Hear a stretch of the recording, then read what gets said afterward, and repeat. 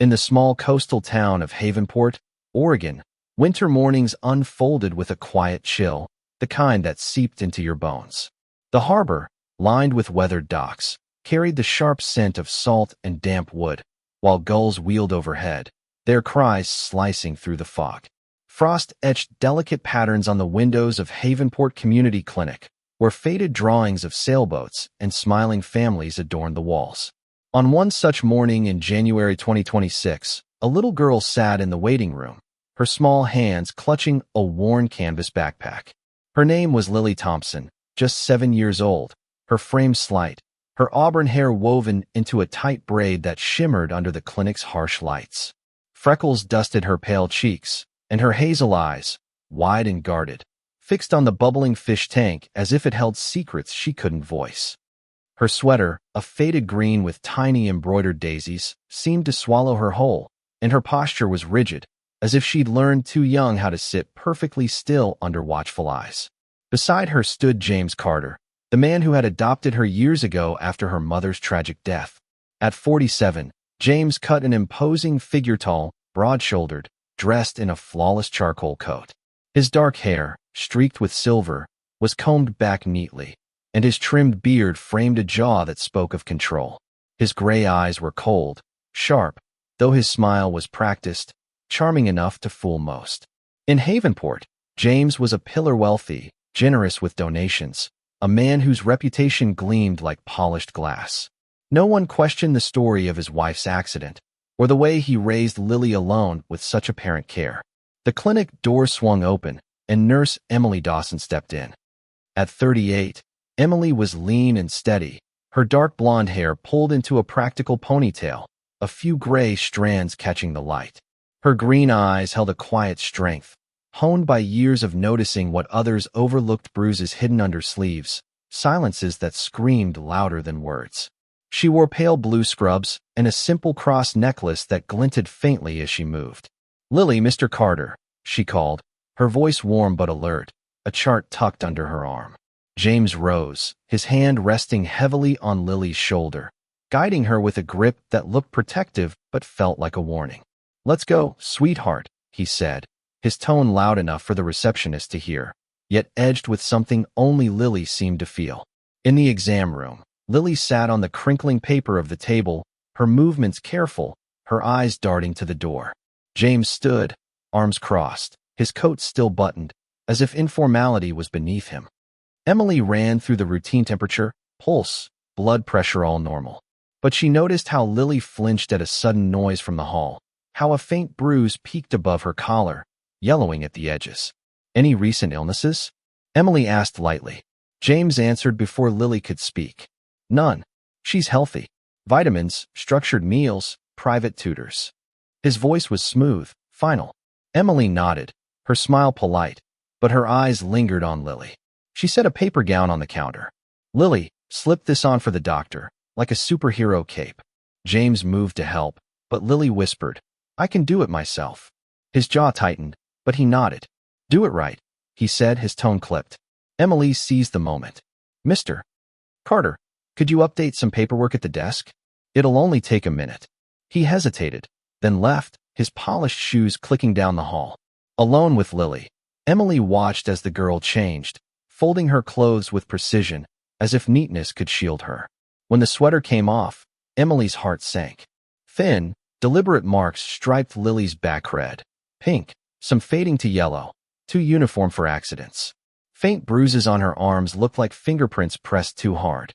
Emily knelt, her voice soft as a breeze. "These rooms get chilly, don't they?" Lily nodded, pulling the gown tight. "Sometimes kids get bruises from playing," Emily continued. "But these look different. Did someone hurt you?" Lily froze, her lips trembling.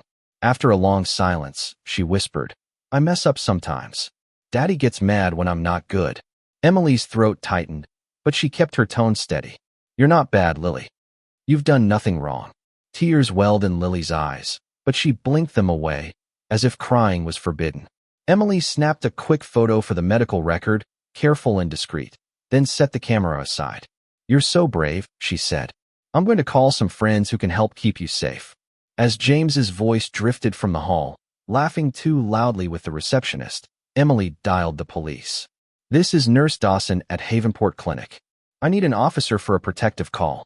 Minor, non-violent for now, guardian present." She hung up, smiled at Lily, and offered, "Grape or cherry lollipop?" Lily's lips twitched, almost a smile.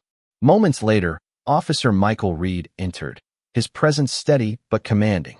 At 40, Michael was tall, broad, with close-cropped brown hair flecked with gray and a faint scar across his chin from a long-ago fight. His blue eyes held both kindness and a shadow of Lhasa boy he couldn't save years ago, a failure that still weighed on him. At his side was Titan, a German shepherd with a sleek black and tan coat, his amber eyes calm but watchful, a small notch in one ear from a training mishap. Titan's harness bore his name and a faded sticker of a cartoon whale, a gift from a child at a school event. "Officer Reed," Emily greeted quietly, relief in her eyes. "This is Lily." The girl sat on the table, clutching the gown, her braid loosening. Michael softened his stance. "Hey, Lily. I'm Michael, and this is Titan." The dog stretched out on the floor, his tail giving a slow thump. Lily's eyes flicked to him, a spark of longing breaking through her fear. "Can I pet him?" she whispered. "Ask him," Michael said with a gentle smile. Lily slid off the table, offering her hand. Titan sniffed, then pressed his nose against it, warm and steady. With a sudden, desperate move, she hugged his neck, burying her face in his fur. Michael crouched, his voice low. "You're safe, Lily. Can you tell us what happened?" Her whisper was muffled against Titan's coat. "Daddy hits me when I'm bad.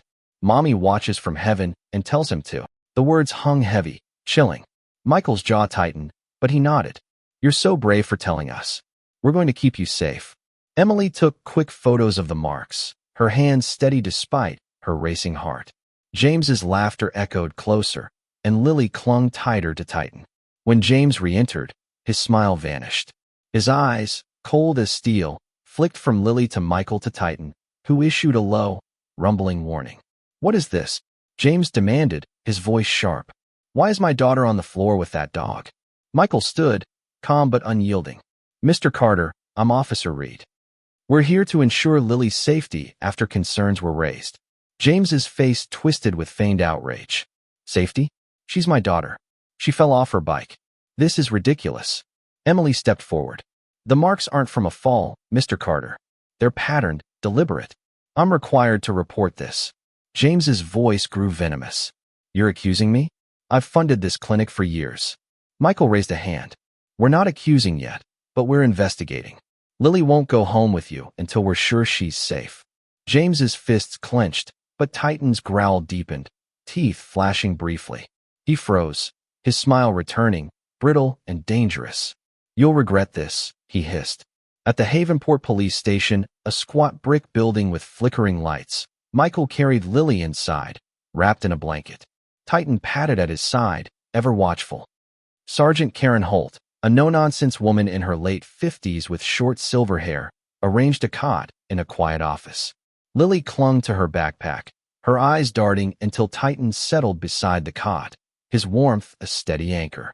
She whispered, "You're my protector," her first real smile breaking through. Later, she pulled out crayons and drew a house, a crying woman, a child, and a man with a belt and thick black lines. Michael's heart clenched. "Is this what happened?" he asked. She nodded, tears falling. "Thank you," he said. "This will help us." By morning, Detective Alan Brooks joined the case, a wiry man in his 50s with gray-streaked hair and tired brown eyes. He studied Lily's drawing, his jaw tight. "Carter's reputation is a facade. Let's talk to her teacher, neighbors." At Havenport Elementary, Lily's teacher, Ms. Rachel Evans, admitted she'd seen bruises and fear but hesitated to report due to James's influence. Neighbors spoke of late-night shouting, Lily outside in the cold, a black eye excused as a fall. At James's impounded SUV, Titan sniffed out a rope with faint bloodstains, sealed now for forensic testing. Michael's suspicions deepened when he reviewed Lily's mother's file, her accidental death marked by inconsistent injuries, old bruises, a pattern too familiar. In the Havenport courthouse, a gray stone building battered by coastal winds, the hearing unfolded. James sat, polished and defiant, beside his slick attorney, Edward Lang. Officer Michael, Nurse Emily, and Titan faced them, while Judge Clara Morgan presided, her voice firm but fair. Lily's testimony, delivered with Titan at her side, shattered the room's silence. "Daddy told me to lie about the bruises," she whispered. "I don't want to go back." The judge's ruling was swift. Temporary custody to Lily's aunt, Ellen Harper, and James detained for investigation into abuse and his wife's death. As James was led away, his threats echoed, but Lily, clinging to Titan, found courage in his steady presence. Weeks later, Havenport buzzed with the scandal. James, once untouchable, faced charges, and whispers about his wife's death grew louder. Lily, now with her aunt, began to heal, her drawings slowly gaining color, smiles replacing tears.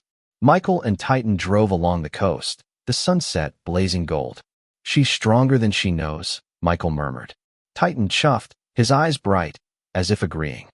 For Michael, the ghost of a lost child faded slightly. Lily's courage, Titan's loyalty, and a nurse's vigilance had rewritten her story.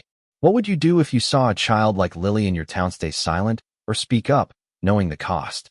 Should wealth and status shield someone from scrutiny, or is justice blind?